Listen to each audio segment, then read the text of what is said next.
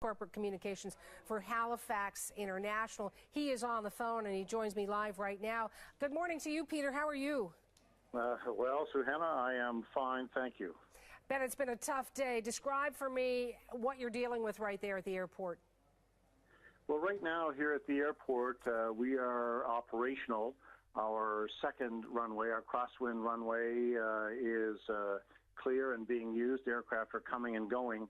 The aircraft involved in this morning's incident is thousands of meters away down toward the end of our other runway, our main runway. So the Transportation Safety Board made the decision early this morning around 5:30 that we could activate our other runway. It is operational, so some flights are coming and going. And what about the condition of the passengers? We've been telling our viewers that there were, about 24 who were taken to hospital, minor injuries. Do you have any of the latest information on them?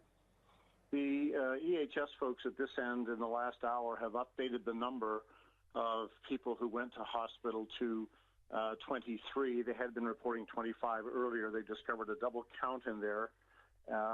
So 23 were off to hospital. 2 of those were described as needing urgent care. The rest, less so, bumps and bruises and cuts, that type of thing. And Air Canada has reported that 18 of those 23 have been released from hospital. Ah, okay, so 18 are already out. They're probably very happy about that. There's an issue of semantics I do want to ask you about, because I'm not sure what to call this. Air Canada says it's a hard landing. Passengers saying it was a plane crash. Is there even a difference? Well, I think if you're a passenger, there probably isn't a whole lot of difference. And frankly, not knowing the exact circumstances, except what I've heard of the incident itself, I'm not really in a spot to judge. But I did actually encounter a friend of mine who was on the flight afterwards, as the passengers were making their way into. Many of them stayed at the hotel right here at the airport, and they were checking in the early hours. And he said that it was quite an impact. It came down pretty hard and skidded before coming to a halt. So it was definitely a hard landing for sure. I think that's fairly accurate. And was it in particularly trying circumstances or conditions on that runway?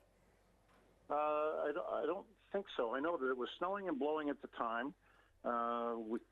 We obviously report the runway conditions to the tower, and the tower provides those reports to incoming aircraft, and pilots make decisions. I'm really not in a position to make any kind of judgment about the actual conditions that the pilot faced. But Peter, was the power out at this time of that landing?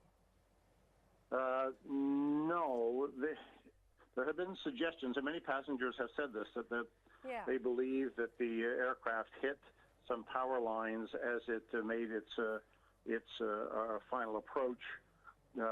We have not been able to verify that. The Transportation Safety Board, this is part of what they're doing right now to determine what happened.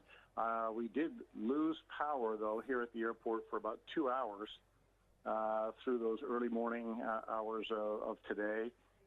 It came back on. We're still struggling to get some of our systems back up and going at this point. So it may prove to be that was the case.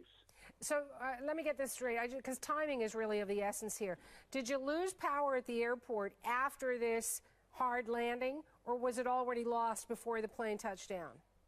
It would be coincidental or shortly after. Okay, so it might have been the case, and I guess TSB officials will certainly look at that timing anyway.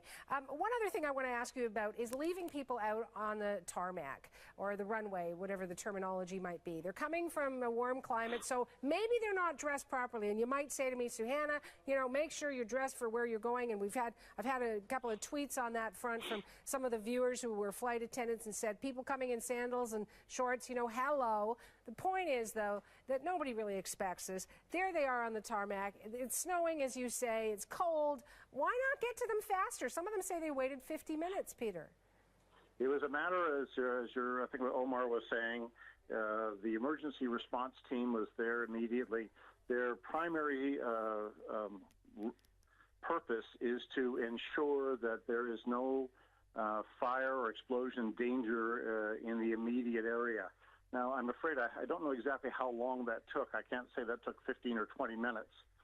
And then they turned their attention to the passengers who were, at that point, of course, out of the aircraft and adjacent to it. They did triage some folks into the fire trucks at that point. But the simple matter is that it's not as if we have buses sitting and running and waiting to go. I do apologize to the passengers. I feel badly about the fact that they were stuck out there for that 40 to 50 minutes. And as I told Omar earlier, this is certainly one of the elements of our review of our response. I think the emergency response was very, very good. However, we will have to look at this and say, we need to be better prepared. Yeah, is that an automatic thing to have a review after an emergency response?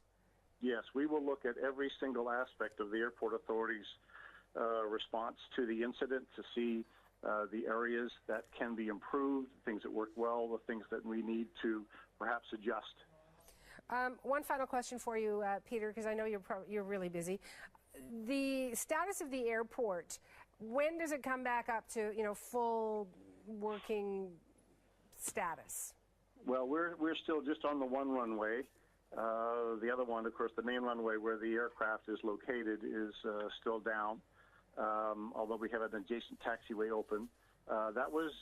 We lifted that around 5:30 this morning with TSB's approval, but of course it takes the airlines a while to get rolling and get things going.